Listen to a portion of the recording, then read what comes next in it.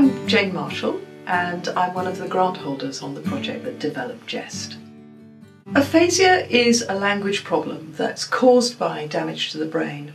Most people have aphasia as a result of stroke.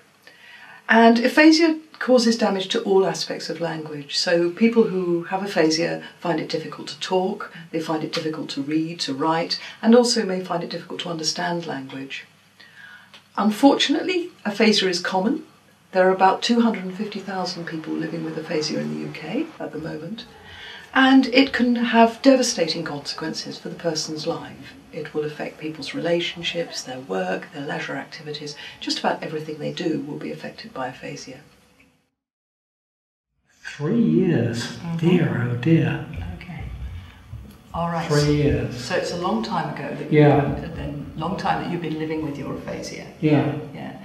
And it's obviously difficult for you to talk. It is. But easier for you to write, in fact. Yes, it is. I can do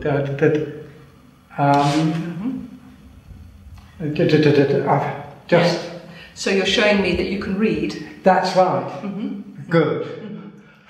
Yeah. Aphasia doesn't affect a person's intelligence, so the person will still be able to solve problems, will still be able to think, to remember, and they will be able to use that intelligence to help themselves get around the communication problems. So people with aphasia use all kinds of strategies to help themselves get their message across. They may point to things, they may take their conversational partner to something they want to talk about, they may use pictures, they may use maps. They will use all kinds of strategies to convey what they want to say.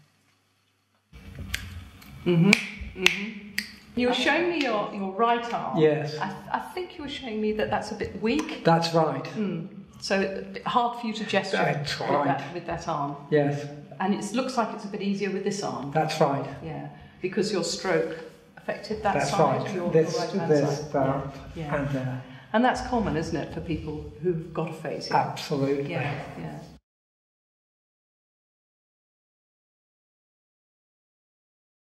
Gesture can be one of the key strategies in aphasia. Gesturing is something that we all use. We all gesture while we talk, and all of us can gesture if we can't be heard, for example, in a noisy restaurant if we want the bill. And people with aphasia might make even more use of gesture to stand in for the conventional language that they're no longer able to employ. Some people with aphasia use gesture automatically, so they will turn to this modality and they'll do so very effectively. Other people might find it more difficult to gesture. There may, for example, be movement problems that have arisen because of the stroke, so they find it hard to make the hand shapes that they need for gestures. In some cases as well, the person may have problems thinking symbolically, so it might be difficult to imagine a gesture that they could employ that would stand in for the word that they want to use.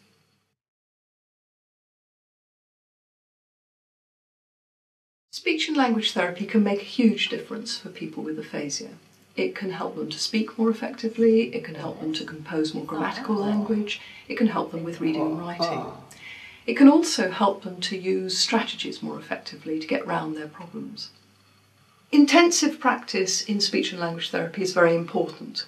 We know that the more you do, the more likely you are to make improvements. So while working with the speech and language therapist is very important, it's also very helpful if the aphasic person is practicing independently as well. And this is where computers can help. So the person can be using their computer to practice therapy tasks, maybe very intensively on their own. And they can also be doing so quite independently, so it gives them some autonomy in their rehabilitation. I'm Stephanie Wilson, and I'm a human-computer interaction researcher on the project. Jest has benefited from its development by a strongly multidisciplinary team. We're a mixture of speech and language researchers, human-computer interaction researchers, and people with aphasia, such as Gerald, Philip, and Mick, who worked as consultants on the project. This multidisciplinary team started out by exploring engaging and accessible interaction design for people with aphasia through a series of participatory design workshops. We can do that. We can't, it's there. Yeah. But that was good. We didn't do that. Ugh. No. That. Something a bit more clear. That right. We learned about the importance of clear and direct mappings between user actions and their effects in the digital world. So we discarded the traditional keyboard in favour of a specialised keypad that has just got 4 buttons on it. And each of these buttons initiates a single action in Jest. Now it's your turn. We learned that it's very important to keep distractions to a minimum, so the Jest screens are clean and uncluttered. People with aphasia benefit from clear and consistent prompts. So Jest contains prompts that reveal the current state of the system and tell the user what action to take next. Here is the gesture for camera.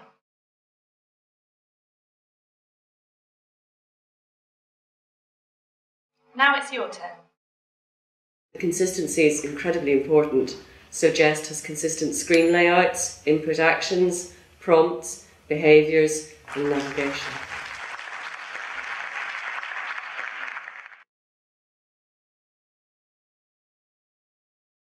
Perhaps the most important lesson we learned was the value of a motivating and engaging user experience.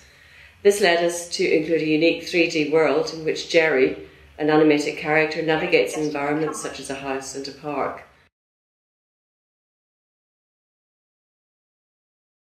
Now it's your turn. Other motivational features include positive feedback in the form of applause and reward points, and subtle changes in Jerry's world in response to successful gesture production.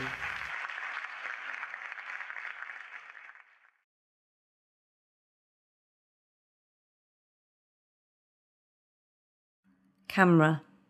6 weeks, how marvellous. I know. Camera.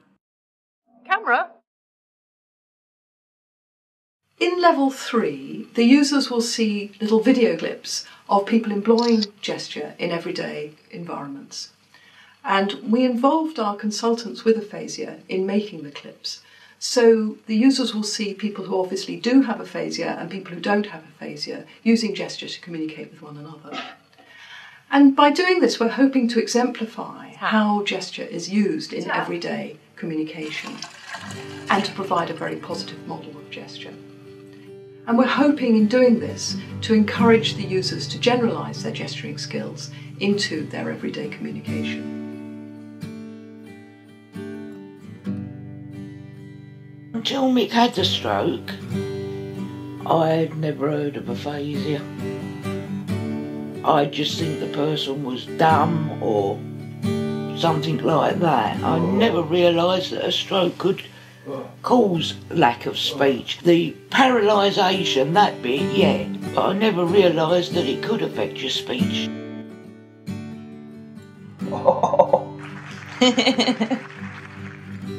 Gesturing when you can't speak is quite an important part of communication, and it has helped Mick. The ones he learned, he will use them, and most of them were useful to him. So it was really, whoever thought it up, it was well thought out. Mick really enjoyed doing it, and it was one of the first things he did. Came down in his dressing gown and wanted to do it. So he did enjoy it, didn't you? Was first said about a computer, I thought it was going to be really complicated and Mick would get frustrated with it. I thought, I'm never going to be able to help him with it. But he didn't need any help, did you? No. But overall, he really enjoyed doing it, and it was so simple that it was something that he could do. So that was good.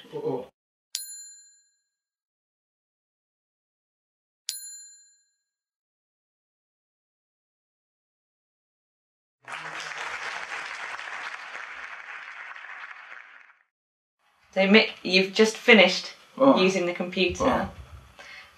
When you use Jest, how does it make you feel?